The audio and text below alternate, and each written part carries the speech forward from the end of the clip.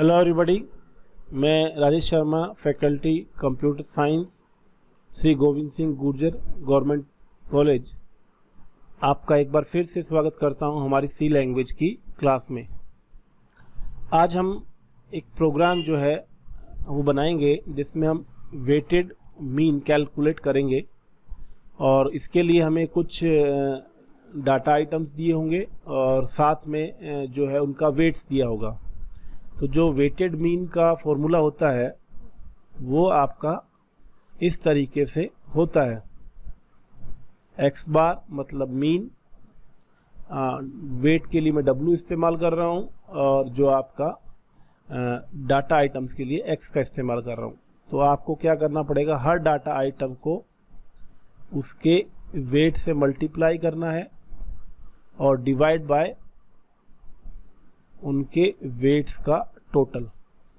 और सिंप्लिसिटी के लिए मैंने यहाँ पे सिर्फ मैं दो ही डाटा आइटम ले रहा हूँ, तो 4x1 एंड x2 दो डाटा आइटम है। इसके लिए आपका वेटेड मीन होगा W1 x1 plus W2 x2 और नीचे आपका W1 प्लस W2।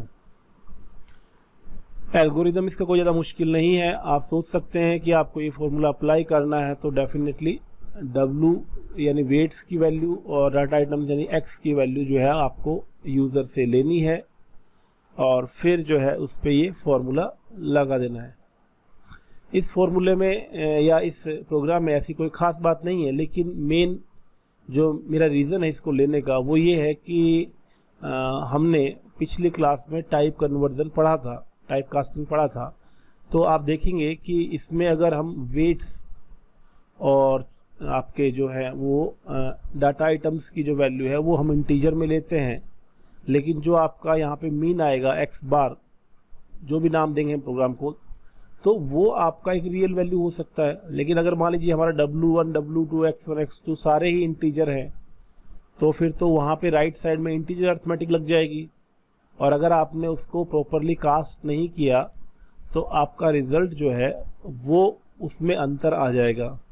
तो हम ये देखेंगे करेक्टली इसका प्रोग्राम हम कैसे लिखें। तो देखिए, सबसे पहले हम क्या करते हैं, इसमें आपका हेडर फाइल इंक्लूड करेंगे जैसा कि हम हर प्रोग्राम में करते हैं और इसमें हमको stdio.h ये जो है हेडर फाइल हमको लेनी है printf और scanf के लिए। मैथमेटिक्स का कोई स्पेशल फंक्शन हमारा इसमें है नहीं, जैसे स्क्वायर रूट एक प्रोग्राम में था, तो हम इसमें कोई math.h इंक्लूड नहीं कर रहे हैं। और यहाँ पे देखिए प्रोग्राम की जो शुरुआत है वो आपका जैसा हर बार होता है कि आपको मेन तो बनाना कंपलसरी है ही। और अभी तक जब तक हम फंक्शन नहीं पढ़ने वाले हैं, मतलब जब फंक्शन की क्लास होगी उसी के बाद हम दूसरे फंक्शंस बनाएंगे, यूज़र डिफाइंड फंक्शन जो है अदर देन मेन वो हम बनाएंगे। लेकिन अभी जब तक हम फंक्शंस को डिटेल में नहीं पढ़ते हैं तब तक हमारे पास जो है वो एक ही फंक्शन मेन का इस्तेमाल हम करेंगे। तो हमने मेन बनाया, वॉइड जैसा पहले बताया मेन कुछ रिटर्न नहीं करता है इसलिए वॉइड है। मेन आपके एंट्री पॉइंट है आपके प्रोग्राम के लिए जो कि ऑपरेटिंग सिस्टम द्वारा कॉल किया जाता है।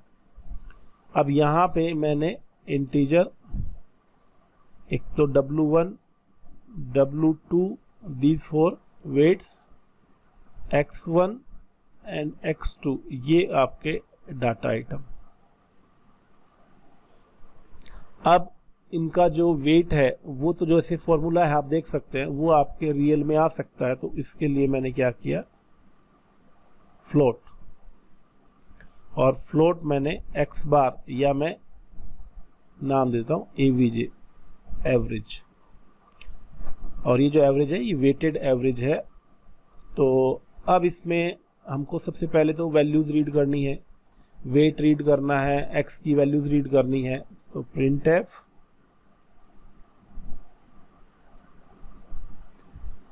मैसेज दे रहा हूँ, पहले वेट के लिए अलग से और डाटा आइटम्स के लिए अलग से, क्योंकि स्कैनफ जो होता है जो रीड तो करता है लेकिन उसमें मैसेजिंग जनरली इस्तेमाल नहीं की जाती है।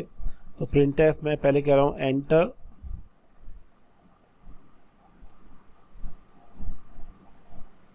द 2 डाटा आइटम्स, मतलब जिनका एवरेज निकालना है उनको एंटर करिए। तो 2 वैल्यू एंटर करने के लिए ये मैसेज आएगा और /n से आपका कंट्रोल जो होगा कर्सर होगा वो आउटपुट में नीचे वाली लाइन में आ जाएगा ये मैसेज देने के बाद। अब आप जो है ये वैल्यूज रीड करेंगे x1 और x2 जो हमारे डाटा आइटम है। क्योंकि दोनों ही इंटीजर टाइप के हैं तो %d और ये आपका जो है x1 और x2, और इसमें ये ध्यान रखिएगा x1 x2 डायरेक्ट ना देके उनके एड्रेसेस देने होते हैं, पहले बता चुका हूँ मैं। तो स्कैनफ में इस बात का विशेष तौर पे ख्याल रखेंगे कि डायरेक्ट डाटा आइटम नहीं दिए जाते, उसमें उनके एड्रेस दिए जाते हैं ताकि वो वैल्यू उन मेमोरी लोकेशंस पे प्लेस हो सके। तो अगर आप एम्परसेंड नहीं देंगे या एड्रेस ऑफ ऑपरेटर नहीं देंगे तो आपका वैल्यूज रीड नहीं हो पाएंगी। इसके बाद प्रिंटफ, अब मुझे क्या लेना है, वेट्स लेने हैं। तो एंटर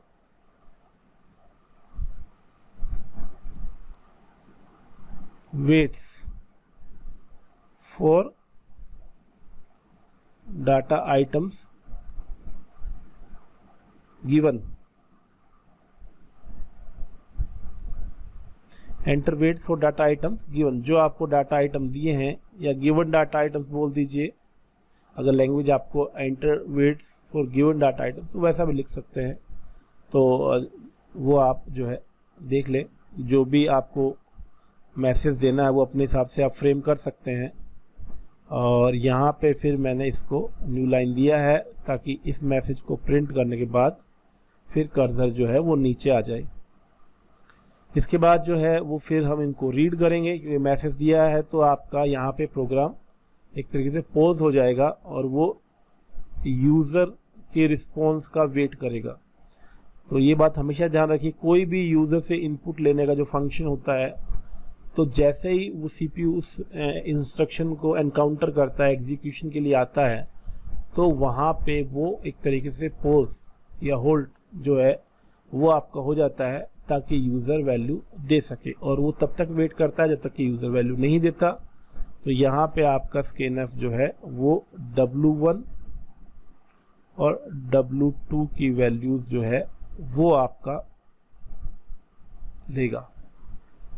अब आपका जो है ये वैल्यूज़ तो रीड हो गई, और अब हम इसका फॉर्मूला लगा के वेटेड में निकालेंगे। और एक बात चीज़ का ध्यान रखिएगा, जो मैंने ये W1 W2 X1 X2 लिखे हैं, मैंने ये 1 2 जो हैं वो सब आप देखेंगे सबस्क्रिप्ट जैसे फॉर्म में लिखे हैं W1 W2, लेकिन प्रैक्टिकली जो है वो आपका ध्यान रखिएगा कि C में सबस्क्रिप्ट में कोई ऐसा नहीं दे सकते। तो आप W1 के लिए क्या इस्तेमाल करेंगे, ये W1 एक्चुअली में W1 ऐसे होगा, मतलब सबस्क्रिप्ट में ना आके वो आपका जो है वो साथ में आएगा W1 W2 इस तरीके से, X1 और X2। तो अगर आप प्रोग्रामिंग करेंगे तो इस बात का ख्याल रखेंगे। अब चलिए इसमें हमने वैल्यूज रीड कर ली है, फॉर्मूला अप्लाई करते हैं। तो अपना फॉर्मूला जो है एवरेज का वो है W1 X1, और मैंने कहा जैसे मल्टीप्लाई अपने आप नहीं होगा, इसमें आपको मल्टीप्लाई के लिए एस्ट्रिक यूज करना पड़ेगा। तो W1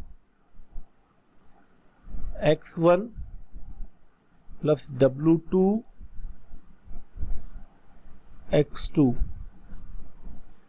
और divide by W1 plus W2। तो ये आपका जो है वो एवरेज का फॉर्मूला हमने लगाया, और ब्रैकेट लगाने का पर्पज़ यही है क्योंकि पहले हमको ये W1 into X1 plus W2 X2 पूरा निकालना है, अगर आप ब्रैकेट नहीं लगाएंगे तो आपका जो है वो प्रेसिडेंस के हिसाब से जो है वो काम जो है वो होगा और उसमें आपका रिजल्ट जो है वो गलत आएगा। तो ब्रैकेट्स का इस्तेमाल हम जनरली प्रेसिडेंस को ओवर रूल करने के लिए करते हैं एक्सप्रेशंस में। तो वो हम जो है ऑपरेटर्स को जब डिस्कस करेंगे, सी में जो डिफरेंट टाइप्स के ऑपरेटर्स अवेलेबल हैं और उनकी प्रेसिडेंस और एसोसिएटिविटी के बारे में बात करेंगे, तब हम जो है इसको और डिटेल में जानेंगे। लेकिन अभी के लिए आपका देखिए फॉर्मूला ये इस तरीके से लिखा जाएगा। अब यहाँ पे जो है वो एवरेज कैलकुलेट होगा। तो देखिए W सबसे पहले जो होगा वो आपका ये ब्रैकेट सोल्व होगा, W1x1 plus W2x2, then W1 plus W2 होगा और फाइनली फिर आपका जो आपने पहले कैलकुलेट किया था W1x1 W2x2, उसका जो फाइनल उसका जो रिजल्ट था उसको डिवाइड किया जाएगा W1 प्लस W2 की वैल्यू से। अब जो है वो आपका एवरेज में दिक्कत यही आएगी बस कि ये आपके देखिए दोनों ही मतलब वेट्स और जो आपके डाटा आइटम्स हैं दोनों ही इंटीजर में हैं। तो ओवरऑल जो पूरा रिजल्ट आएगा वो आपका इंटीजर में ही आएगा। तो अब उसको हमको फ्लोट में चाहिए, तो हम क्या करें, या तो जो है वो इसको ऊपर वाले पार्ट को या नीचे वाले पार्ट को किसी एक को फ्लोट में कन्वर्ट कर दें। तो मैं यहाँ पे आगे फर्स्ट वाले को ही जो है वो कन्वर्ट कर देता हूँ। तो क्या होगा, सबसे पहले W1x1 W2x2 कैलकुलेट होगा और उसको फिर जो है टाइप कास्ट किया जाएगा फ्लोट में। ठीक है, तो ये जो है वो टाइप कास्टिंग होने के बाद जो रिजल्ट आएगा वो फिर डिवाइड होगा W1 प्लस W2 की वैल्यू से। यानी हायर प्रेसिडेंस में आप देखेंगे तो सबसे हायर या सबसे हाईएस्ट प्रेसिडेंस जो होती है वो ब्रैकेट्स की होती है। तो आपके ब्रैकेट्स काम करेंगे, दोनों काम करेंगे बारी बारी से। पहले W1x1 प्लस W2x2 होगा और उसके बाद W1 प्लस W2 होगा। अब उसके बाद जो आपकी रैंकिंग होती है वो आपके हायर होती है टाइप कास्टिंग ऑपरेटर की। तो वो आपका जो W1x1 प्लस W2x2 कैलकुलेट किया था उसको कन्वर्ट करेगा फ्लोट में और फिर फाइनली डिवाइड किया जाएगा W1 प्लस W2 की वैल्यू से उसको। अब हम जो है इसमें आउटपुट के लिए printf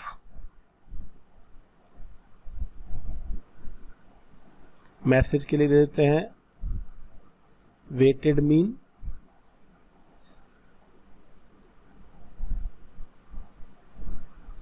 इज इक्वल टू, हाँ इसमें कोई और डिस्क्रिप्टिव अगर आपको लगे कि थोड़ा और डिस्क्रिप्शन देना आउटपुट में तो आप ऐसा लिख सकते हैं weighted mean for given data and weights, या और भी जो आपको उचित लगता है। तो इस तरीके से वेटेड मीन मैं सिंपली लिख रहा हूँ। और चूंकि मुझे एवरेज की वैल्यू प्रिंट करवानी है और एवरेज मैंने जो लिया है वो फ्लोट में लिया है, तो यहाँ पे जो आपका फॉर्मेट स्पेसिफायर आएगा वो आपका आएगा %f, ये फ्लोट के लिए %f होता है। और यहाँ पे जो लिस्ट है उसमें एक ही वेरिएबल है एवरेज और यहाँ पे उसका एड्रेस नहीं देना है जैसा कि स्कैनफ में देना होता है। तो क्योंकि ये आपका कॉल बाय वैल्यू से, अब ये कॉल बाय वैल्यू क्या है मैंने कहा फंक्शंस में हम बात करेंगे, बट यहाँ पे सिंप्लिसिटी के लिए यही समझिए प्रिंटफ में जो वेरिएबल्स हमको स्क्रीन पे आउटपुट पे दिखाने हैं उसमें m% नहीं लगता। अगर आपने m% लगा दिया तो एरर तो नहीं आएगी, लेकिन वो जो आउटपुट आएगा वो उस वेरिएबल की वैल्यू न होने के बजाय उस वेरिएबल का एड्रेस होगा। तो हमने यहाँ पे प्रॉपरली जो है वो एवरेज लिखा है और ये प्रोग्राम एक तरीके से देखा जाए तो यहीं पे आपका ख़त्म हो जाता है। बाकी आप कोई फाइनल मैसेज देना चाहें, जैसे कई बार थैंक यू, वेलकम, इस तरीके से, तो आपका जो है /n न्यू लाइन में आएगा ये आउटपुट और यहाँ पे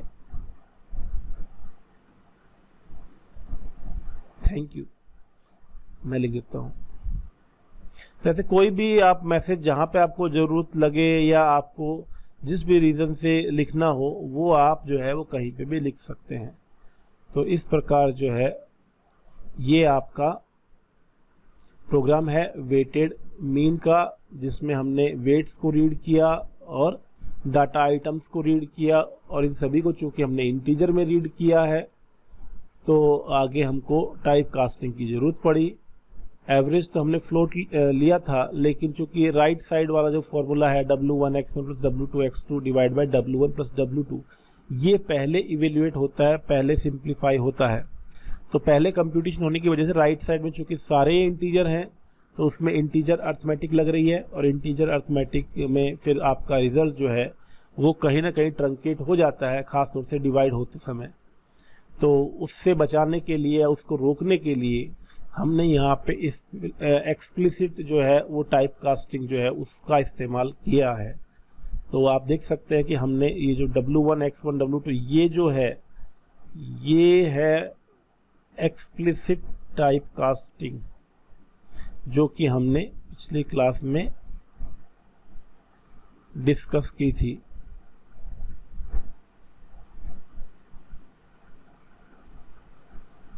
तो एक्सप्लिसिट टाइप कास्टिंग का इस्तेमाल करते हुए हमने उसको प्रॉपरली कैलकुलेट या कंप्यूट करवाया है।